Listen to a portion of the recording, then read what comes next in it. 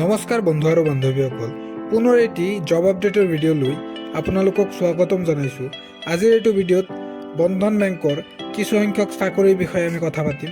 কেনেকৈ আপুনি আবেদন কৰিব পাৰিব, এই চাকৰিবোৰ কৰিবলৈ হ'লে আপোনাৰ মিনিমাম কোৱালিফিকেশ্যন কি হ'ব লাগিব, কেনেধৰণে এই পদবিলাকত এপ্লাই কৰিব, তো গোটেইখিনি তথ্য আজিৰ এই ভিডিঅ'টোৰ যোগেদি আপোনালোকক শ্বেয়াৰ কৰিম। তো বলক ভিডিঅ'টো ষ্টাৰ্ট কৰোঁ।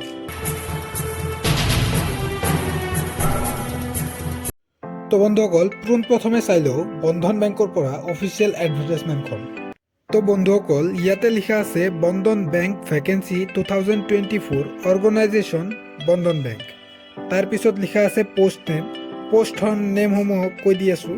তো প্ৰথম পোষ্টটো আছে এডমিনিষ্ট্ৰেশ্যন, 2 নম্বৰ পোষ্টটো আছে এনালিটিক্স, 3 নম্বৰ পোষ্টটো আছে এছিষ্টেণ্ট মেনেজাৰ, 4 নম্বৰ পোষ্টটো আছে ব্ৰাঞ্চ মেনেজাৰ, 5 নম্বৰ পোষ্টটো আছে বিজনেছ ডেভেলপমেণ্ট মেনেজাৰ, 6 নম্বৰ পোষ্টটো আছে ক্লাৰ্ক, 7 নম্বৰ পোষ্টটো আছে কালেকশ্যন অফিচাৰ, 8 নম্বৰ পোষ্টটো আছে কাষ্টমাৰ ৰিলেশ্যনশ্বিপ মেনেজাৰ, 9 নম্বৰ পোষ্টটো আছে কাষ্টমাৰ ছাৰ্ভিচ এক্সিকিউটিভ আৰু 9 নম্বৰ পোষ্টটো আছে ফাইনেন্স এণ্ড একাউণ্টেণ্ট।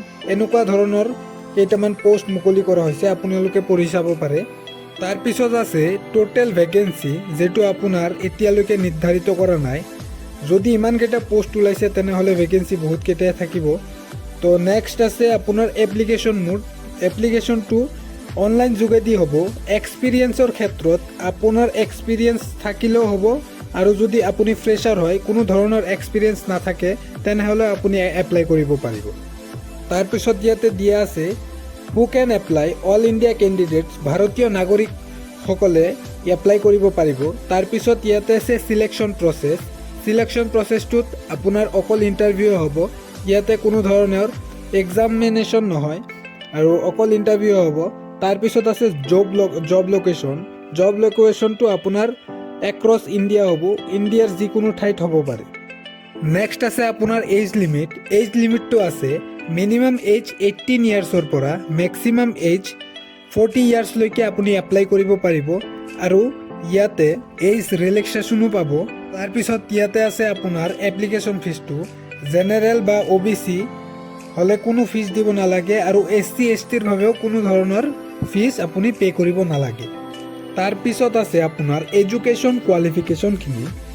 আপুনি যদি 10 পাছ কৰিছে তেনেহ'লে আপুনি এপ্লাই কৰিব পাৰিব।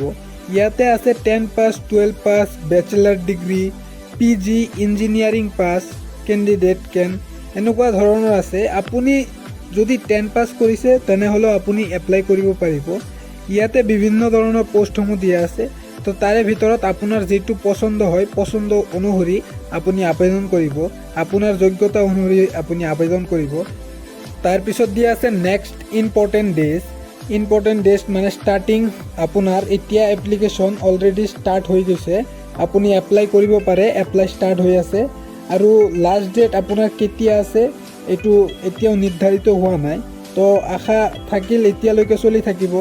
যদি আপুনি ৱেবছাইটখন বিচাৰি পোৱা নাই তেনেহ'লে আমাৰ ভিডিঅ'ৰ ডিছক্ৰিপশ্যনখন চেক কৰক, তাতে ৱেবছাইটৰ লিংকখন দিয়া আছে, আপুনি তাৰ পৰাই এপ্লাই কৰিব পাৰিব।